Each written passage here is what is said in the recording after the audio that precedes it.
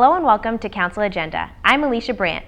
Council Agenda is a short series on WMCT-TV that gives councilors the opportunity to discuss the city at large and their ward.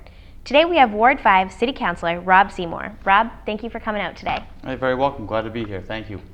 So in recent news, the Senior Center has just gotten its new location, which is going to be right by Ward Park. Yep. Can you talk about the new location and why you feel it's a good spot? I think it's a great spot. I mean, from a ward perspective, I would have much rather seen it up on French Hill. But be perfectly frank, the site didn't work out. The building that had been picked, the old meeting house, needed a tremendous amount of work and really wouldn't have been a good financial investment.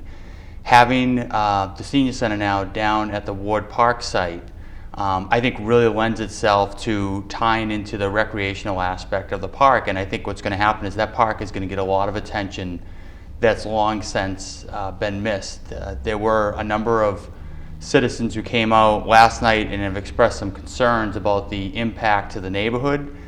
As I explained to one individual in particular, I actually think this is going to be a huge benefit to the neighborhood where that park has long been ignored. I think what's going to happen is it's going to get a tremendous amount of attention by having the Senior Center tied to it. The other thing, if people remember, is that there was the possibility that Bigelow School itself would become the new site. Had that occurred, I think the impact of the neighborhood would have been considerably different because of traffic that would have likely come through Orchard Street and the other tie-in streets. Having this new location, I think, lends itself that folks will come in off of Granger Boulevard, and there's tremendous amount of parking right there. So I think this is it's going to be a wonderful addition to the city, and I really credit the mayor for pushing this. And it's one of the new, well, it's going to be a new building, which is the first new building since our fire department, our new fire building. So can you talk about what a new building in the city means to Marlboro?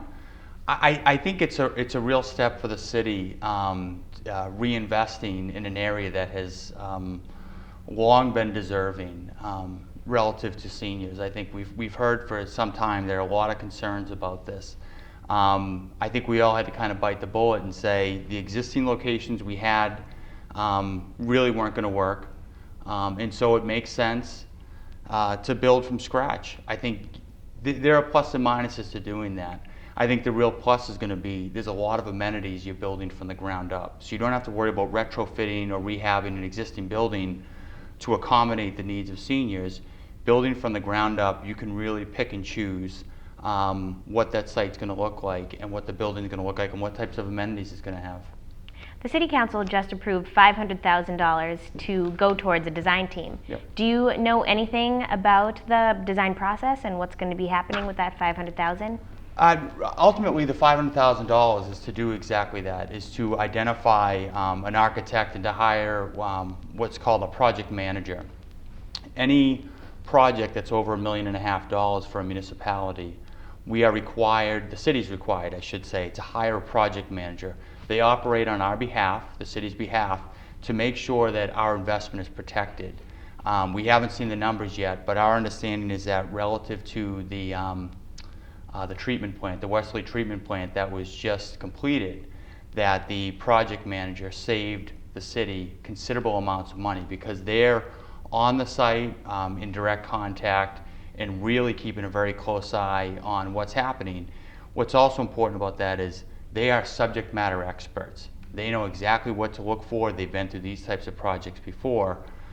So that in the case of the Senior Center, that money is going to be used to identify and hire a project manager as well. So the City Council has been discussing a whole lot about money. Recently, this past week, a $2.6 million transfer was made to the school department. Yep. Can you talk about that vote and what went on?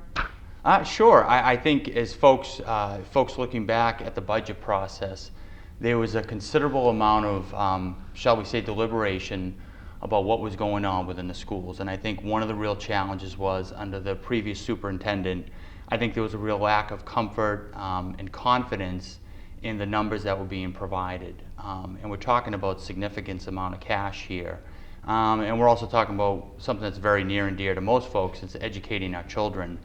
And so what ended up happening is both the mayor and the city council made reductions to that budget.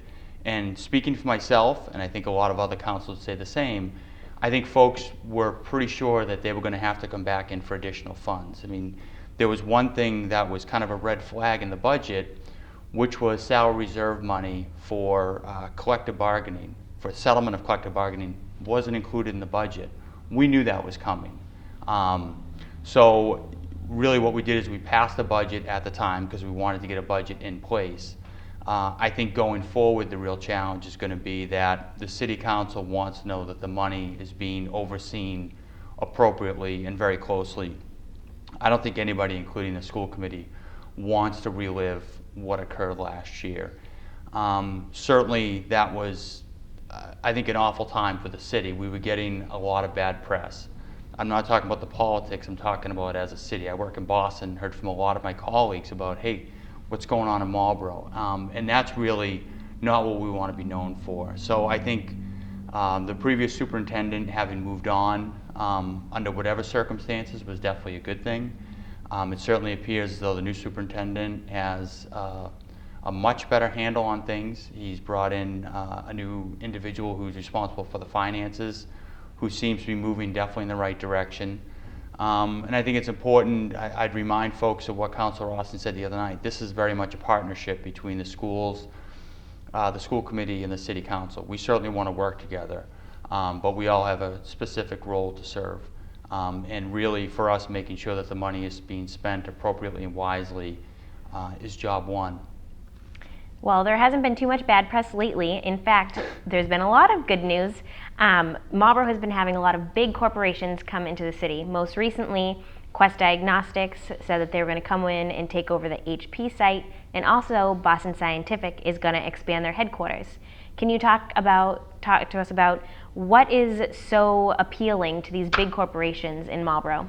I think it's probably a couple things. You know, the old real estate slogan, it's location, location, location. I think Marlboro is situated in a very good place within the Commonwealth. I think what has been a huge benefit to the city is the work of the MEDC, that they've had to be able to go out and in conjunction with the mayor and others, but to go out and not only recruit new businesses to come here, but also retain the existing businesses. Because bringing in new business is wonderful. If we're doing that at the cost of losing folks, that really is not beneficial at all.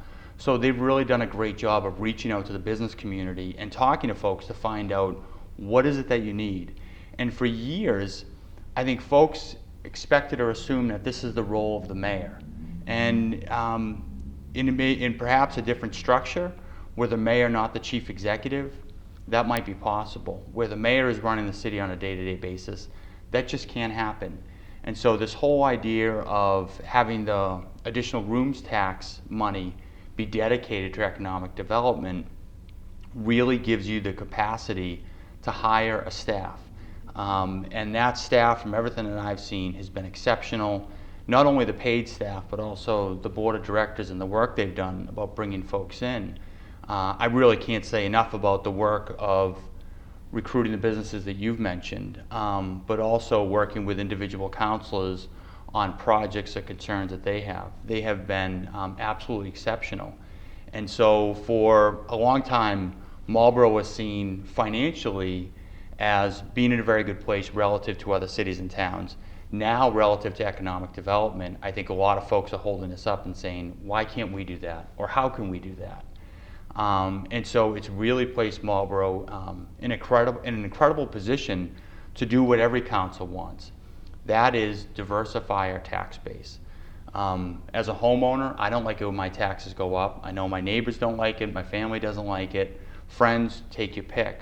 Bringing in additional business, filling up those commercial parks, shifts the tax burden off the homeowners and allows us to do things like the senior center and the work that we did up the high school of some of the renovations, and the list goes on and on. So this has been tremendous, and we are thrilled to have TJX here, Boston Scientific wanting to bring the headquarters here, and now Quest Diagnostics. Those are three heavy hitters in the business community. So it's a tremendous plus for the city. Well, one last thing. The mayor has been here for a little bit over we're a little bit halfway through his first term. Yep. And it's a new mayor. This hasn't happened for 6 years. Can you talk about how you think it's going? I think, I will tell you, in the interest of full disclosure, I had supported the mayor before, and in fairness, I thought he would be a good mayor. I think he's been an exceptional mayor. And I think part of that is his own leadership, and frankly, part of it is luck. And I think he would probably say the same. Those companies that we just talked about, some of that's good fortune and hard work, and some of it is luck. I think he's done a fantastic job from where I sit, working with the unions and getting those contracts resolved. As time goes on and contracts don't get resolved, oftentimes union membership becomes frustrated. He's done a very good job of getting those contracts resolved, but also working through concessions, both that benefit the city and the union. I think that's been a huge benefit. I think he's really shown a very positive light on the city. I think his leadership is going to be tested as we move forward. The senior center is a big one. Approving $500,000 for the design is good. That's not the big bill. The big bill will probably be, I think he quoted somewhere around potentially $7 million. We don't know what the final number is. That's going to be a challenge. If folks are paying attention to the news, the governor released earlier today, there are what are called 9C cuts, which are mid-year budget reductions that the governor has authority to do under the state constitution. That's a bad sign for the state, because what it means is when they built the budget based on X amount of revenues, they're not meeting those benchmarks. So revenues for the state are down. They've made mid-year cuts. The real concern may not be right now, but looking into next fiscal year, is our local aid in jeopardy. At the federal level, people are hearing these terms called the fiscal cliff, which are a number of different factors, but it could have a tremendous impact on the state, cities, right down to municipal level, if that happens, which is a combination of sequestration, it's the expiration of tax cuts. That could be very bad. How we manage our money is going to be a real challenge. Wanting to do all these designs, these buildings that we want to build, these renovations, which are all wonderful projects. When the money gets tight, those are harder and harder to justify. But I think for a first, 11 months, I don't think if anybody mapped out what could happen, could have looked any better. Not to mention some of the programs he's put in place, the senior citizen, the tax write-off program that he put together. I mean, that was wonderful and innovative. I've heard from constituents who say the communication that comes from the city has been exponentially better. There's a whole laundry list. I think he's done quite a great job. The only challenge for him now, aside from what I already mentioned, is he's set the bar high for himself. So to beat that next year, I think he's got a lot of work to do. Well, hopefully he'll continue plugging along and making progress for the city of Marlborough. Yep. Thank you so much for coming out today and joining us. Well, thank you very much. Thank you. You've been watching Council Agenda on WMCT-TV. We've been here with Ward 5 City Councilor Rob Seymour. I'm Alicia Brandt. See you next time.